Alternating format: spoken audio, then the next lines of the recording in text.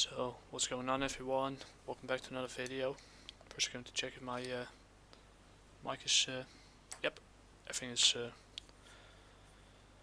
checked, double checked, this is done. So yeah, before we start the video, this video contains spoilers of GEIN Demon Hunter part 3 and 4, so enter at your own risk, and if you don't like it, click away right now. If you don't like to be spoiled, click away right now, pretty much. And yeah, this is going to be the finale, the final of the final chapter or issue of GEIN Demon Hunter 4. So yeah,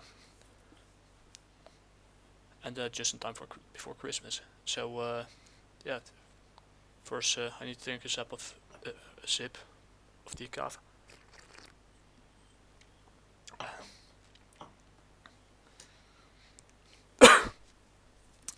Wrong hole, but yeah. So without further ado, let's go. We're going to split it in a few parts again, and yeah, the 5 parts. First is the writer, the synopsis. I already did a short breakdown before, so that won't be really needed. So we're gonna give, but it's not really needed. But we're going to do a short breakdown anyway. Positives and negatives, the final verdict, and what's next, which will be in the new year, because yeah, like other people, a few exceptions, I have some yeah, people to visit, like family, and yeah, that's about it. So we're going to straight to business. We're going to figure out who the writer is. GEIN Demon Hunter issue 4. We're going to the next page. Oh, there we go. Chapter 4, Dead Egg, however you call it, is written by Lucifer Storm, penciled and inked by Kristian Rossi, like you can see from the art here. And yeah, lettered by Lucifer Storm. The cover colors are done by, once again, Kristian Rossi, and edited, just like in the previous issue, by John Wakefield. And here's a little copyright note down here. GEIN Demon Hunter issue 4, Dead Egg, December 22. First printing. GEIN Demon Hunter is published by webcomic, United Kingdom. GEIN Demon Hunter and all related characters are copyright Lucifer Storm, and players of the 2 Dead Skin masks are, of course, from Slayer. All other material of are copyrighted webcomic. Nothing in this book may be reproduced or without express written consent of the authors, except for purposes of review or promotion, which is what I'm doing right now, because I'm having a holiday week, at least in the upcoming week. So I have the week off, can do whatever the hell I want, and focus, get some things done in my apartment. And also on Gunpla, focus on my hobbies, read and play games. And yeah, reading could be a jack of all trades, like this. So yeah, the synopsis is basically the demon has escaped from hell.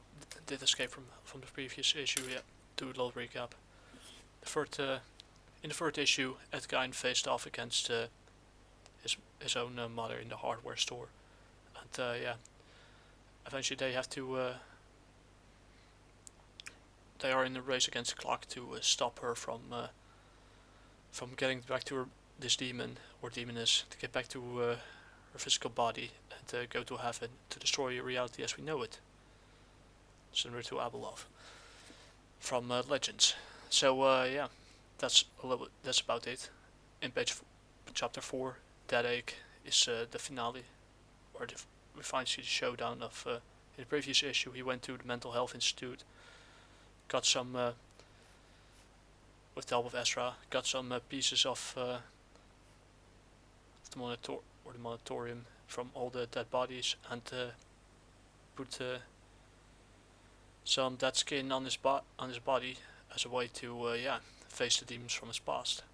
So that's where we're going right now.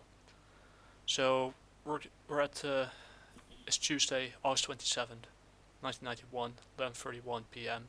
Plainfield, Wisconsin, and GEIN is about to face his demonized mother at Plainfield Cemetery.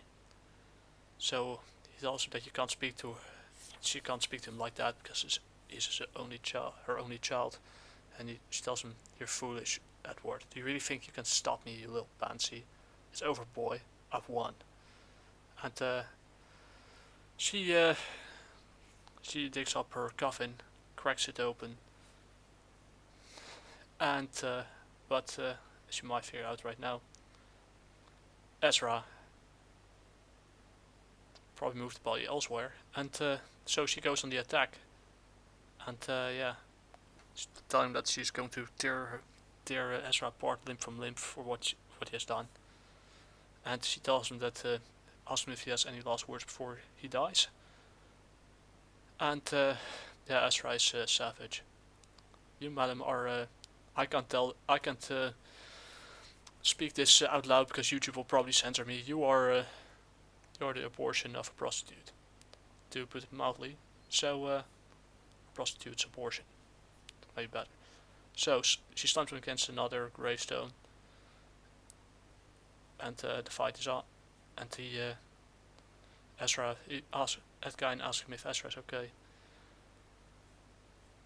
and she tells him that she doesn't want to play anymore. And he tells him that he needs to end this, and he can't do it without him. But she grabs the dagger or the sword of Osiris, and But like he tells him, she doesn't cite your fate anymore. You do now, indeed. He has been given a second chance by the devil to right his wrongs. So he finally without further ado, he finally gets through conquers his demons, and basically shoots his rifle and shoots straight to his mother. But his mother has other ideas and kills. Should be killing Ezra, and stabs him. Or in other words, I'm not really good with words today. She stabs him with the dagger, and he tells him that he begs his friend farewell, and she tells him to stop whining. And she tells him that no one likes a little crybaby, and she tells him to man up, and he rips his dead skin mask off. Thanks later, and he goes on the attack and smacks the demoness or her. She smacks her in the face. The dagger of Osiris or the sword of Osiris falls from her hands. She falls on the floor, eating dust, and it's all guns blazing, and she blows him. He blows her head off. The rounds fall, and there's gonna be carnage. Michael Myers, 1972-1978, and the gravestone over there. She crawls to the stone, and Ed GEIN finally snaps. He fucking hates her, and there was an F-bomb there, so Evan hates her. So I hope YouTube doesn't censor this. Hope probably not.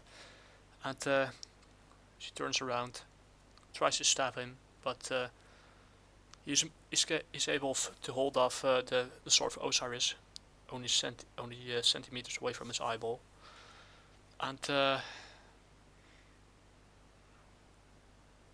she tells him that's all his fault. And there's another flashback going on to the family farmhouse in Plainfield, Wisconsin on September 15, 1907. So and she tells him that she should have let him fall. It shows what kind of mother she was, a terrible mother, and a terrible childhood as a result. And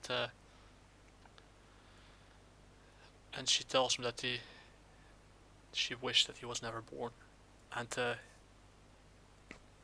tears during this flashback, back to present day, tears flow from Ed's eyes, and what he basically does, he snaps her wrists and kicks her away. Grabs the sword of Osiris. She tells him that the demoness tells him that this is his mother. You wouldn't hurt your own mother, wouldn't you? And Edgein tells her that he wouldn't. And he without hesitation, he stabs her straight through the head. With the sword of Osiris, and with that, her body disintegrates. Seems to be disintegrating, turning to dust. And he laughs, and Edgein laughs, raises his hand to the sky, taking off his dead skin mask, his dead skin brass that he put on his body to find the shed, or like I think there was a song by the Chameleons that summed it up. Second skin. Well, I think it's a little more post-punky than what you see right here, but it fits this moment perfectly. And yeah, he laughs. The rain falling on his face. He's finally free of, finally conquered his demons, and he gasps, goes away, walks away from the cemetery, realizes what he has done, and is about to stab himself with the sword of Osiris, but then he's summoned back to hell. The rain stops falling, and the rifle's left behind. What remains is a splash of blood and a bloody gravestone at Plainfield Cemetery. The devil, Satan, a Diablo, Mephisto, thanks Edgein a lot. He is forever in his debt. And he tells him that, I dread to think what would have happened if it wasn't for your service. I can't take the credit, sir. Mr. GEIN proved himself to be a valuable asset. If it wasn't for him, then well. And Ezra is back to his demon self. I know Mr. GEIN did some heinous things during his existence, and for that he deserves to be here. But you owe him so much to him. Isn't there some way that we could reward him? And yeah, Ezra, was growing quite fond of him, tells him that he is not asking for him to try and grant him his way into heaven. But yeah, and to be honest, he's too corrupted for heaven. And yeah, he has been given a second chance here in hell, which we're going to figure out in the next page.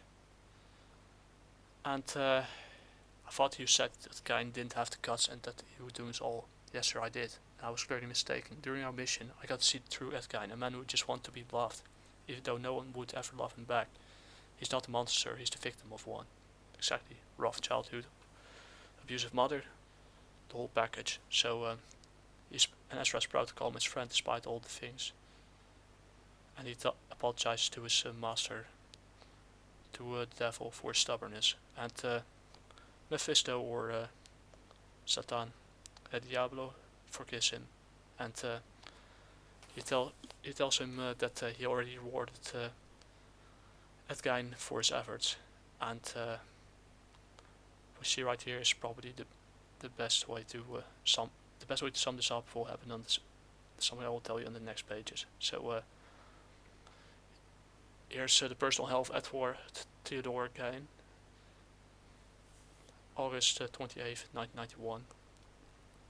And his mother is or the demon's mother is telling that he'll pay for this. You can't escape me, you little ass. You'll never will. I'll make sure you suffer for what you've done to me, you heathen. Now, that's no way to talk, mother. Indeed, it's not the way to talk, because she tells him that it's time for supper. Probably some kind of organ meat and human eyeballs, all kinds of horrible stuff. Remains of dead bodies, vital organs, eyeballs, loads of bones in there, she tells him that yeah, especially when it's time to supper. How could you do this to your own mother? What do you mean, Mama? I don't understand. You've condemned me to hell, you little effing shit stain. Well, it's maybe hell for you, mother. And this is the perfect metaphor to sum this up is French is a dish served cold. In this case, for Ed Gein, it is a dish served cold after all he has gone through during his youth. But for his mother, it was hell for his mother. For him, this is heaven. And with this, yeah, the story of Ed Gein, a 4-issue miniseries, written by Lucifer Storm and illustrated by Kristian Rossi, comes to an end. And this is a book I almost forgot about. But I have the digital. The physical will probably be in 2023, released coming 2023, where he is already sent out to backers. It used to be an Indigo campaign. Some things came in between that I kind of understand, but and there were things that were beyond his control. So yeah, like family circumstances. So in that case, I get it. I mean, I'm not mad about it. I'm just kind of disappointed. I also have to wait for such a long time. But yeah, we're going back to the cover, and we're going to the positives. Positives once again, great cover art, sublime. It's what you expect from Kristian Rossi. And yeah, there's a lot of action going on. I liked the first one a little bit more because it's a little more action packed. There's a little more things going, more fast paced here. You clearly see that there's more of an building up towards the ending, and it's not necessarily rushed, but it's a little more, yeah. It doesn't feel rushed or anything. It's more like yeah, Ed finally tearing off his yeah, dead skin mask, the metaphor for yeah, the Slayer song, and finally conquering the demons from his past, and going all guns blazing, stepping and finally being able to overcome his the memories from his childhood, from his upbringing, and kill the demoness that's responsible for his suffering in life and in death. And yeah, all I have to say is the ending is, of course, all I have to say is, yeah, the writing is once again on par with 3. Although I like 3 a little better, but the best metaphor I could give for this is, yeah, like I already told you, revenge is a dish served cold, and in the end he got his second chance in heaven, where he could continue to irritate his mother for eternity. So yeah, I'd say is as separate issues. Issue 1, 3 and 4 are the best. 2 is an issue, felt more like an in-between issue where not a lot of substance happened, is building up towards 3. So yeah, I didn't give the high review. I gave it a high review. I gave it 75 of 100. But this is a story, like I said, better to be reviewed as a whole. It needs to be reviewed as a whole, and it's a really good 4-issue miniseries with noir, supernatural horror, so a lot of spiritual elements in it, some heavy metal elements, and yeah, it's definitely worth. I wouldn't buy unless you're you don't want to save on the shipping costs. I would recommend it to buy it digitally. But if you have money to spare, if you have money to spend, live in the UK or somewhere close where the shipping costs are not that high, I suggest to buy the trade paperback instead, because this is a really good 4-issue miniseries. That's yeah, not for all ages, but for more mature readers. The art style is not to overcomplicate, a little bit more simplistic, but it's for mature readers, and if you want to like more dark, a little more depth in it, this is a really good pick. So overall, we have a 9 out of 1, 9 out of 100.